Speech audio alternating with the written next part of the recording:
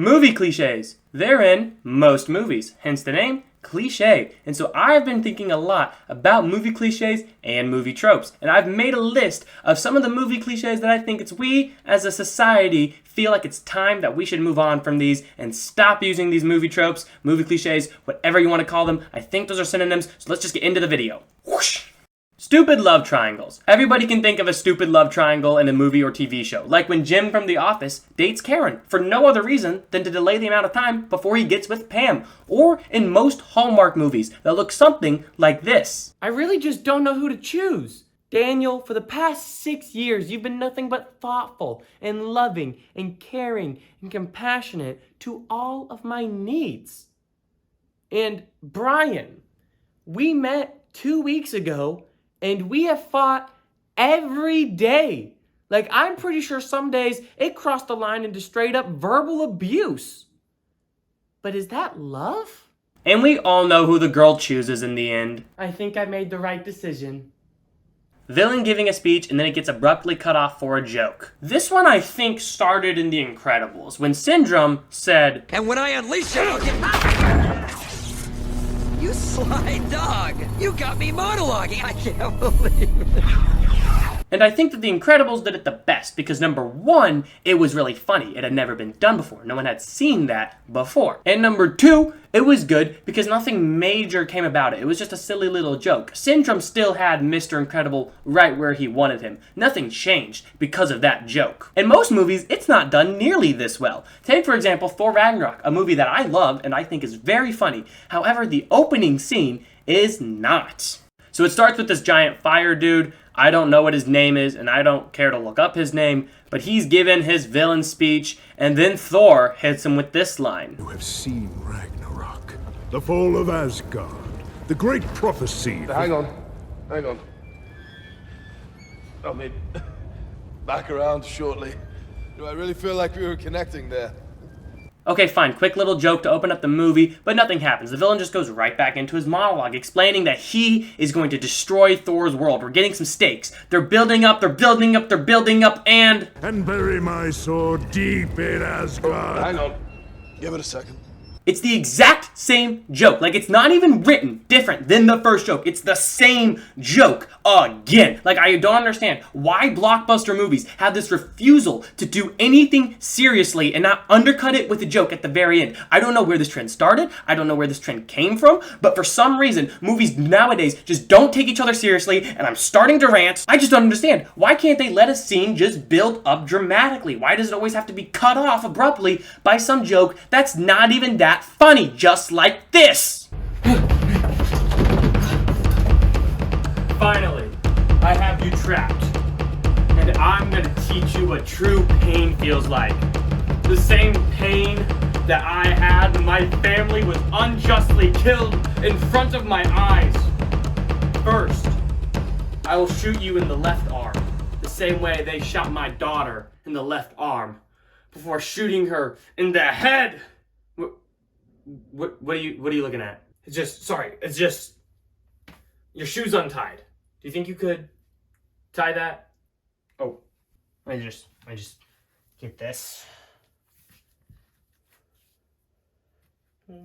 Make the little bunny ears. Hard to focus on your evil villain monologue when your shoe's untied. Almost done.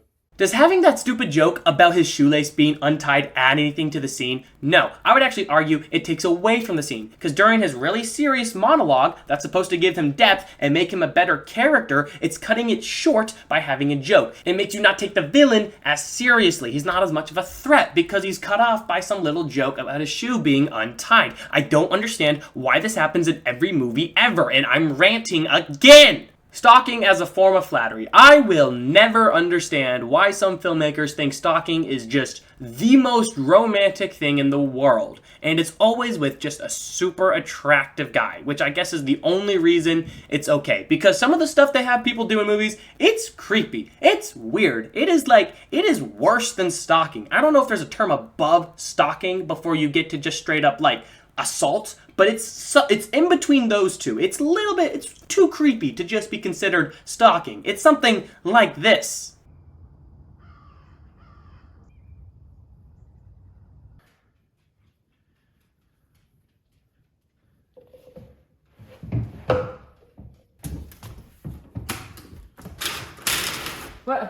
What are you doing?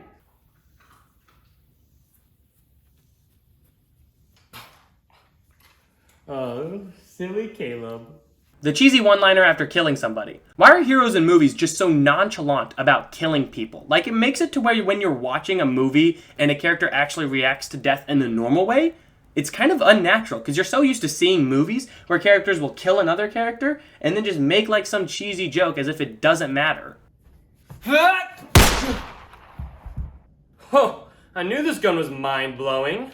Dude, did you just make a joke after straight up murdering a man? Yes, because he needed to keep an open mind. Again, with the jokes, it just feels a little insensitive. He's dead. Well, you know what they say. I guess the gun doesn't shoot too far from the apple, too far from the tree. That one doesn't even make sense. Well, let's just say he won't have to worry about spending too much at Christmas. Yeah, because he's dead. His blood is everywhere. Yeah, clean up on aisle 5, am I right? Oh my gosh, you are so desensitized to killing. Okay, I'm making my way through here. I'm gonna keep on going. Oh, yep, just right that way. Ew, ew, ew, ew, ew. Watch your step, because, yeah, that is a lot of blood. The smart character. Like, this is a movie cliche that I don't understand how this character keeps finding its way into different movies and TV shows, because nobody likes it when a character talks like this. So what have you been up to this summer? Oh, you know, I've just been in my garage building a nuclear fusion reactor that can ionize calcium cells to transport molecules across the country. You know, the usual.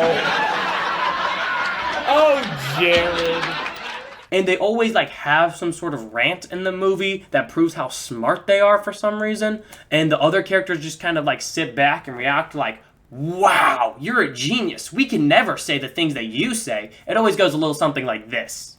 Dude, you seem like you've been down. What's on your mind? Oh, it's nothing. You wouldn't understand. Come on, you can tell me. I'll understand. It's just everyone my age is like, selfie. And I'm like, can we talk about the economic and political state of the world right now? I mean, nuclear warheads have gotten out of control. We're all going to die within the next 50 years to nuclear war. And if not that, then it's all going to be climate change. It's going to knock us all out. Wow.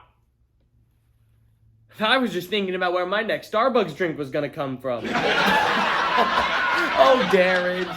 Come on. You know you hate it when characters talk like that. Well, those are my least favorite movie cliches, movie tropes, whatever you want to call them. Again, I still think they're synonyms. So if you want to see a sequel to this, where I do even more movie cliches, then give this video a like. If it gets enough likes, then I'll make a sequel. I won't tell you what that number is, but if it passes a certain number of likes, I'll do a sequel to this video. I'll do a follow-up. And in case that happens, leave a comment with your movie cliches that you hate, so that I can steal it, because I need to come up with more movie cliches if I do make a sequel. Alright, that's enough. Cue the generic pop music. Generic pop music. Generic pop music.